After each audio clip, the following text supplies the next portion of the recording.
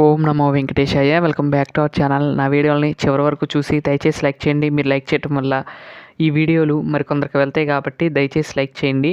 ఈరోజు వీడియోలో ఏమిటంటే, నిన్న స్వామివారికి అక్షయ తృతీయ సందర్భంగా నిన్న సాయంత్రం వీడియో వదిలే కదండి, చందనం అలంకరణ. ఇది అంటే శనివారం, అంటే ఇవాళ ఉదయం తీసిన వీడియో అండి. ఏమిటంటే ఈ వీడియోలో కంటెంట్, స్వామివారిని నిన్న చందనతో అలంకరించాం కదండి. ఒక పగలు రేత్రి స్వామివారిని చందన అలంకరణలో మనకు దర్శనం ఇచ్చారు. శనివారం అంటే ఇవాళ ఉదయము స్వామివారికి ఆ చందనాన్ని తీసే కార్యక్రమం జరుగుతుంది. అది ఏ విధంగా తీసామో అనేది మీకు ఈ వీడియో ద్వారాగా మీకు తెలుస్తుందని ఈ వీడియో తీయడం అనేది జరిగింది. మేము ఇలా చిన్న బిందె ఉంటుందండి, ఆ బిందెతో 108 సార్లు స్వామివారికి అభిషేకం చేసుకుంటాము. అభిషేకం చేసిన తర్వాత ఆ అభిషేకం చేస్తున్న సమయంలోనే మేము ఆ చందనాన్ని మాత్రం వలవ్వండి, ఆ నీటి దారాలతో స్వామివారి చందనం దాని అంతకు అది కరిగి కిందకు వచ్చేలాగా మేము ఇట్లా 108 బిందులతో స్వామివారికి ఉపశమనం కోసం ఈ విధంగా బిందులతో నీళ్ళైతే అభిషేకంలాగా చేస్తున్నాము. 108 బిందులు చిన్నవేనండి, అవి ఒక చిన్న బిందు ఉంటుంది. ఆ బిందు ద్వారాగా ఒక పేపర్ మీద రాసుకుంటామండి 108 అని. ఒక కలశంలో నీళ్లు నింపెట్టి పెడతాం. ఆ కలశంలో నీళ్లు ఎన్ని అవుతాయి అంటే 108 అవే లెక్క. ఈ చిన్న బిందుతో 108 అయ్యేలాగా ముందుగా స్వామివారిని చేసి ఆ తర్వాత స్వామివారికి 108 బిందులతో ఈ విధంగా అయితే అభిషేకం అయితే చేస్తాము.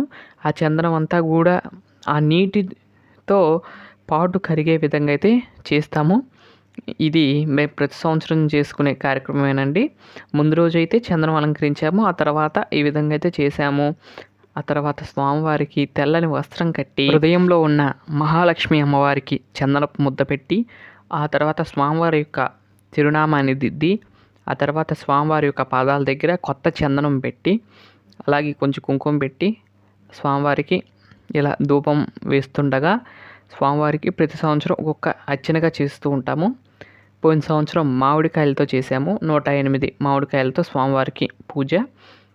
ఈసారి మేము సపోటా కాయలు తెచ్చారండి. ఆ సపోటా కాయలతో 108 సపోటా కాయలు వచ్చే విధంగా చూసుకుని ఆ సపోటా కాయలతో స్వామివారికి 108 ఒక్కొక్క నామానికి ఒక్కొక్క సపోటా కాయ సమర్పిస్తూ స్వామివారికి అయితే పూజ చేసుకున్నాము. ఈ విధంగా ప్రతి సంవత్సరం జరిగే కార్యక్రమమేనండి. ఆ తర్వాత స్వామివారికి పాలు నివేదిస్తామండి, వేడి పాలు స్వామివారికి నివేదించి ఆ తర్వాత స్వామివారికి మిగతా కార్యక్రమాలు అనేవి చేస్తూ ఉంటాము. ఏ విధంగా అయితే అక్షయ తృతీయ రోజు చందనపు అలంకారం, ఆ తర్వాత రోజు జరిగే కార్యక్రమాలు మీకు వివరించాను కదండి. ఇదే విధంగా మేము ప్రతి సంవత్సరం చేసుకుంటూ ఉంటాము. చూసారు కదా, ఆ కాయలన్నీ కూడా అలా చదువుతూ ఒక్కొక్కటి సమర్పించాము. ఆ తర్వాత కొన్ని పైన పెట్టాము, మిగతాయి కొన్ని పట్టకపోతే కింద పెట్టామండి. మొత్తం అవేనా అనుకోండి బాకండి, కింద వేరుగా కింద పళ్ళెంలో పెడతాము. ఇక్కడ స్వామివారికి కొన్ని పైన సమర్పించి కొన్ని కింద వేరే పళ్ళెంలో కూడా సమర్పిస్తూ ఉంటాము. ఈ 2 రోజులు జరిగిన కార్యక్రమాలని ఈ 2 వీడియోలుగా మీకు అందిస్తున్నాను. నిన్నటి వీడియో చూడండి, అలాగే ఇవాళ వీడియో కూడా దయచేసి చూడండి. ఈ 2 వీడియోలు కనుక మీకు నచ్చినట్లయితే లైక్ చేయాలని కోరుకుంటున్నాను.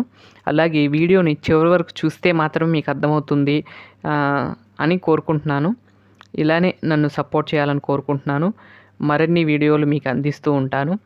ఈ సంవత్సరం జరిగిన అక్షయ తృతీయ వీడియోలు మీకు నిన్న ఇవాళ అప్లోడ్ చేయడం జరిగింది. ఈ 2 కూడా చూసే ఉంటారని భావిస్తున్నాను.